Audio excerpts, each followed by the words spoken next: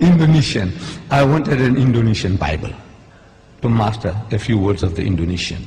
So I went to the Bible house in Durban. My city in South Africa has got a Bible house where they sell Bibles, specialize in Bibles in different languages. I want an Indonesian Bible. They said they haven't got it. Okay. I said, try Johannesburg. They might have it. So when I went to Johannesburg, I go to the Bible house in Johannesburg. And I go and search for this Indonesian Bible. And I got it. And I'm looking in the shelves, some other books. I see a New Testament, Greek and English. Like we have the Quran, Arabic and English, Greek and English, a New Testament. I took that big volume out and I'm starting to go through that. And the supervisor of the Bible house is watching me. You know, with this funny headgear and this beard. He says, what this guy is doing with all these expensive volumes, because this was an expensive volume which I took down, Greek, English of the New Testament. So he comes up to me, he says, good morning. I said, good morning. He said, what makes you interested in these books? I said, no, I do comparative religion, and I have come across something here in this Greek English of the New Testament that can be of use to me. He found me an interesting character. He said, would you like to have a cup of tea with me? I said, no, I don't mind at all. So he took me into his office. I said, now, you know, we believe in Jesus. And this was something astonishing to this supervisor. And all the supervisors in South Africa of the Bible houses are retired reverends. This was a Reverend Dunkers. He's amazed. I says, you know, we believe in Jesus and in his miraculous birth. And so saying, I started repeating these verses from the Quran. That we believe. And when I read it, he said, no, this is the same like my book.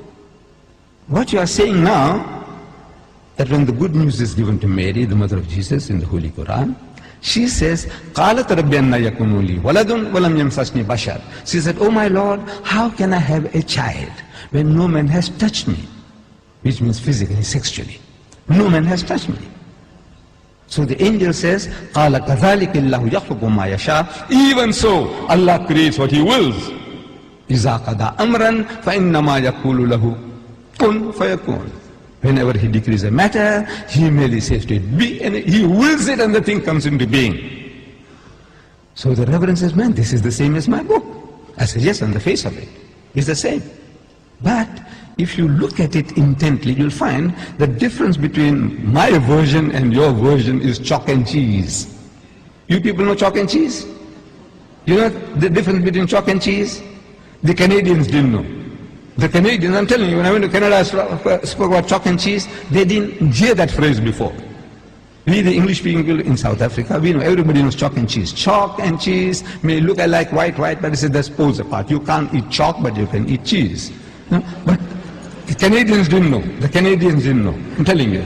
I don't know whether you people know. Difference between chalk and cheese. The poles are, in other words, poles apart. So he said, how?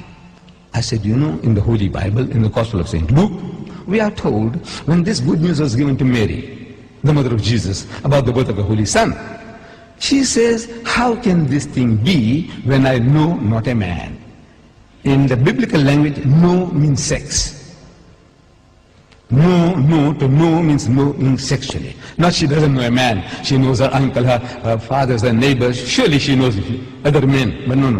No in the biblical language means sex. In the Quran it says no man has touched me. Again it means not touched me, means had sex. Both the Quran and the Bible are saying the same thing. The replies to them are revealing.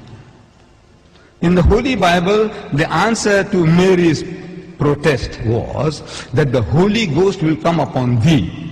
I'm reading the Bible to you. Luke. The Holy Ghost will come upon thee, and the power of the Most High will overshadow thee. Now that gives you a mental picture. The Holy Ghost is a person. That's what the Christians say. The Father is a person, the Son is a person, and the Holy Ghost is a person, but they're not three persons, but one person. I don't know whether you heard that expression before. But He's a person. This Holy Ghost will come on Mary. How? See, it gives you in your mind. You think how? like a man and a woman, like a bull and the cow. How? The Almighty will overshadow her. How? No, it gives you a mental picture. So I'm suggesting that it gives you a mental picture. How? The Holy Ghost will come on her. We know it's a miracle. We agree it's a miracle. But the language that you're using, the language is down-to-earth language. The Quran says, وَإِذَا قَضَى أَمْرًا فَإِنَّمَا يَقُولُ لَهُ كُن فَيَكُونُ. For God to create Jesus without a human father, He says, kun, He says, be, and it is. For Him, it's just to will it, and He comes into being. So, I'm asking the Reverend, I said, now, between these two versions, we are both trying to say the same thing.